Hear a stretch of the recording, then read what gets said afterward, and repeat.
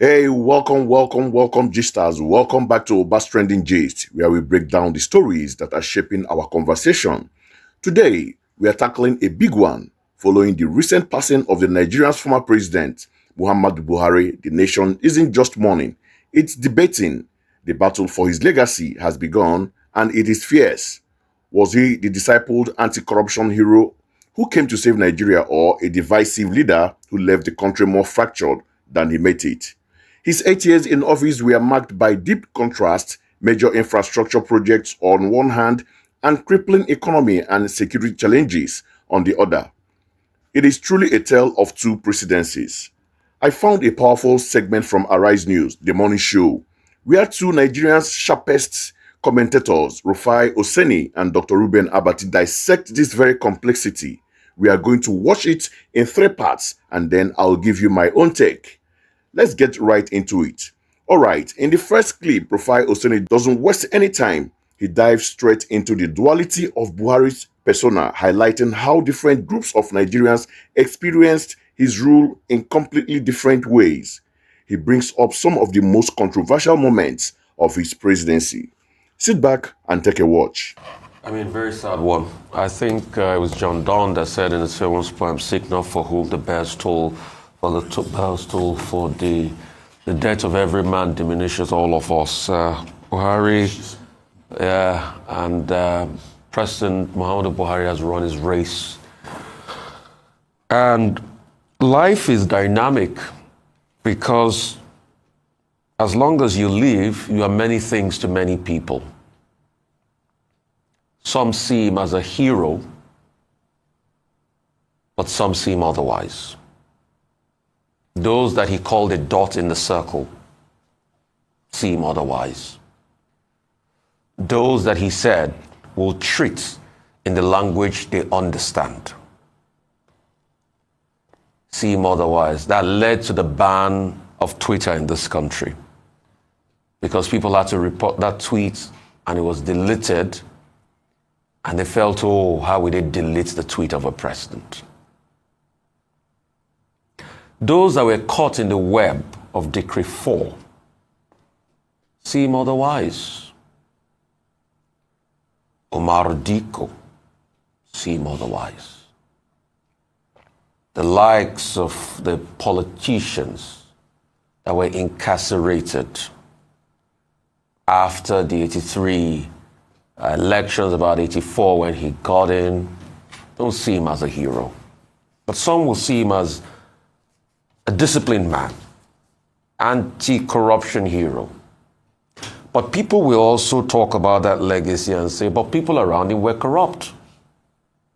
So they talk about being above board like Caesar's wife, but people around you are being tried for corruption, also speaks volume. People he incarcerated for political vendetta. People he tried to terminate their lives. The judges in the dead of the night that were harassed, that everybody said, this is an assault on our judiciary, see him otherwise. But those that were close to him say, he's a father. They'd even stretch it and say, the father of the nation. Powerful points there, right? You see how Rufai paints a picture of a leader who was seen as both a hero and to others the very source of their pains. Now, in this next part, he continues this line of thought, but focuses more on the promises versus the reality of Buhari's 8 years civilian rule, ending with a profound question about legacy. Watch this. Those that believed in him prior to 2015 felt once he got that mandate, he was going to set Nigeria right. But what heralded his 8 years? Deepening of division, pain, lack of economic gusto and verve, lack of that economic fecundity, and even this current government blames him for the problems they are in now. So with great power comes great responsibility. But do leaders that seek power understand the responsibility, or they just want to be president? Those that see him as a hero will say at least he allowed for fairness in the electoral process. But that argument is also quickly punctured by the fact that he didn't sign the electoral reforms leading up to the 2019 elections where he was going to participate in. But they will also say, at least under him, oppositions could win governorship election. In fact, some governor in the opposition went to thank him. Some will say things like, oh, the electricity bill. Some will also say he did infrastructure, at least if not because of him. We'll not have railway, we'll not have the Lagos-Ibadan Expressway, I will not have other infrastructure like that. That he did more thread of roads than anybody. But while we also talk about the rail line, some will also argue, where was there a need for the Kanu-Maradi line? President Buhari, when he ascended the throne in 2015, made the famous words that I am for everybody and for nobody. But some said he was actually for some people. He quoted Shakespeare saying there's a tide in the affairs of man. And we thought he had set the tone for the country he wanted to build. But today, like two sides of a coin, there are two sides to history of President Buhari. There will be those that will say, Veni, vidi, vici. So? But there will be those that will say, President Buhari, you caused pain, hurt, division, unfairness, and unkindness. Whatever part you take this morning, please remember something. We will all die. And what will be said after we're gone? What will be said about you? That's the ultimate question. Now, we switch gears to the veteran journalist, Dr. Reuben Abati. He comes in with more classical historical framework. He acknowledges the tradition of not speaking ill of the dead, but insists on the need for an honest assessment. He then breaks down Buhari's entire public life into three clear phases. This is a mini history lesson. Relax and listen. Okay, it was Chilon of Pata in the 17th century, a 7th century philosopher who said, do not speak ill of the dead.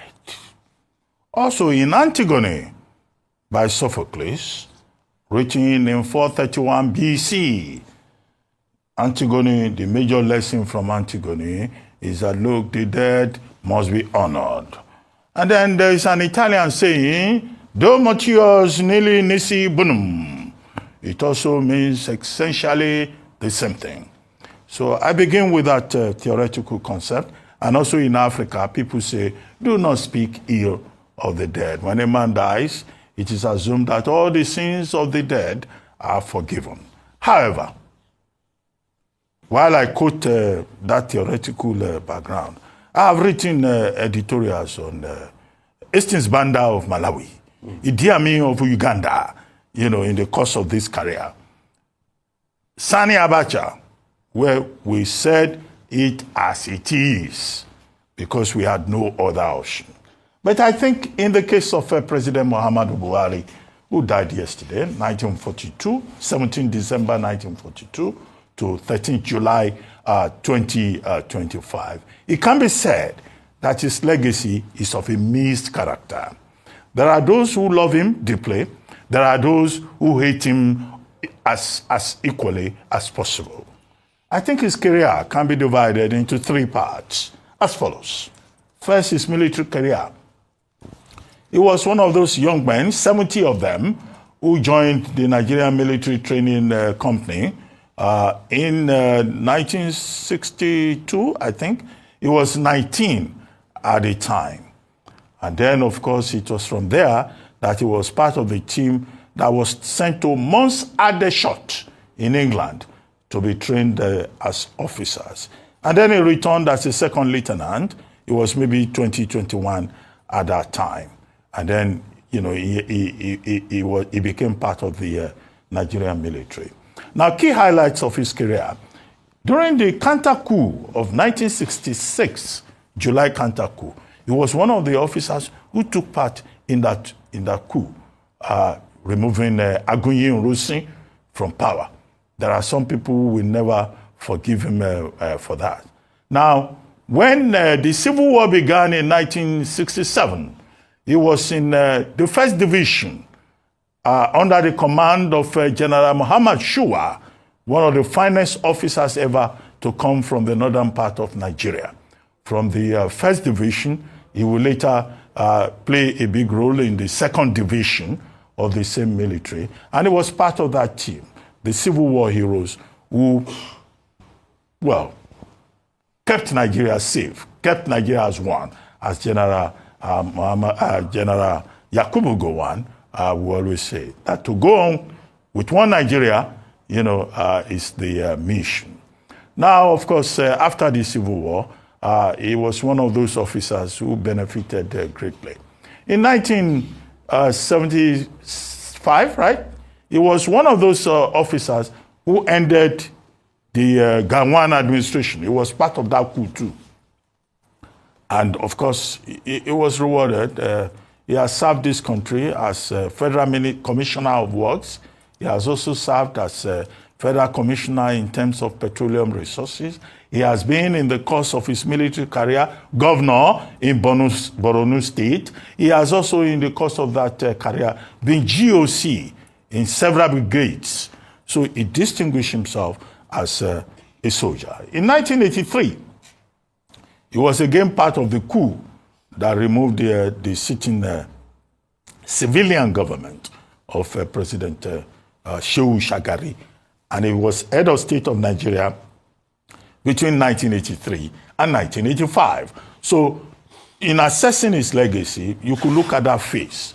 As head of state, many will remember him for war against indiscipline, but they will also remember him for Decree 2, for Decree 4, his repression of the media. They will remember him for the 59 suitcases that nobody has been able to explain till today. They will remember him for many of the other things that happened within that environment with regard to, was it a 2.8 billion, missing petroleum fund that the likes of a public intellectual and academic, Professor Ayodele Awojobi, focused upon at that time.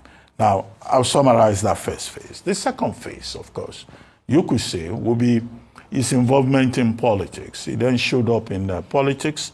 He was part of the founding fathers of the AMPP, the All Nigeria People's Congress, the CPC, and then eventually he was part of the coalition, the All Progressives Congress, that branded him as a military ruler turned Democrat.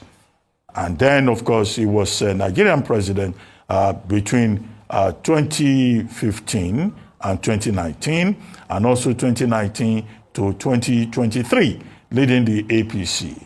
Now, that's very fresh in people's memory, and many will also remember him with regard to Twitter ban, with the restriction of the civic space. The third part of his legacy that I think many will remember will have to be, his involvement also in the politics of Nigeria. Well, if we have to talk about General Buhari, we have to be comprehensive. Now, so the third part will be how he transformed from being a soldier to being a civilian leader and a Democrat. And in that regard also, opinion will be mixed, because we have seen the statement by Sowore. Sowore has nothing to say nicely about him. There will be people like that. But there are also people like Garuba Shehu, who will say nice things. People like John Padden, who wrote the autobiography of Buhari. People like Femi Adesina, who out of loyalty to his boss has also been out there on the air. Now, very quickly. Wow, so much to unpack there. Rufai Oseni and Dr. Reuben Abati really laid it bare, and they represented the two major ways people are approaching this. Rufai captures the raw emotion and the lived experience of Nigerians, while Dr. Abati provides a structured historical context. My take, they are both right. Buhari's legacy is a paradox. He came into power in 2015 on a massive wave of goodwill. He was the converted Democrat, the man whose steely body language alone was supposed to scare corruption out of Nigeria. But as Rufai pointed out, while he maintained a personal image of incorruptibility, his administration was plagued by monumental corruption scandals that he seems either unwilling or unable to tackle decisively. The anti-corruption war ended up feeling selective and ultimately ineffective for many. On the economy, the story is grim. Two recessions, a mountain of debts, skyrocketing inflation, and the naira in a free fall. His supporters will point to the global shock like COVID-19 and the oil price crash. And that's fair anyway, but critics will argue that his economic policies like prolonged border closure and a complex foreign exchange system made a bad situation much worse. Then, there's security. He was a general, and his number one promise was to crush Boko Haram. And to be fair, in the early days, they did reclaim territories, but under his watch, insecurity metastasized. It wasn't just Boko Haram anymore. It was bandits in the northwest, kidnappers on every major highways, and secessionist violence in the southeast. The country felt less safe at the end of his tenure than at the beginning. But you can't tell the story without mentioning the hero part. His supporters will rightfully point to significant infrastructure projects. Now, the Second Niger Bridge is a reality after decades of promises. The Lagos-Ibadan and Abuja-Kaduna rail lines are operational. These are tangible achievements that will serve Nigerians for generations. Perhaps the most damaging part of his legacy, as Rufai hinted, is national division. Comments like infamous 97% versus 5% remark, and appointments that were widely seen as nepotistic deepens ethnic and religious fault lines. He positioned himself as a father for nobody, but for many, he ended up feeling like a father to only a selected few. So, when we ask who was President Buhari, the answer depends entirely on who you ask. To some, he was a patriot who built bridges and railways. To others, he was a leader who oversaw economic collapse and unprecedented division. History's final verdict is never simple, and the President Muhammadu Buhari, it will be debated for decades to come. Well, anyway, that's my take. Now, I want to hear from you. How will you remember the Buhari years? What stand out to you the most, the good, the bad, and the complicated? Let me know your honest thoughts in the comment section below. If you found this breakdown insightful, do me a huge favor and hit that like button. Share this video with your friends, and of course, subscribe to Obas Trending Gist so you don't miss our next deep dive. Until next time, stay informed and keep the conversation going.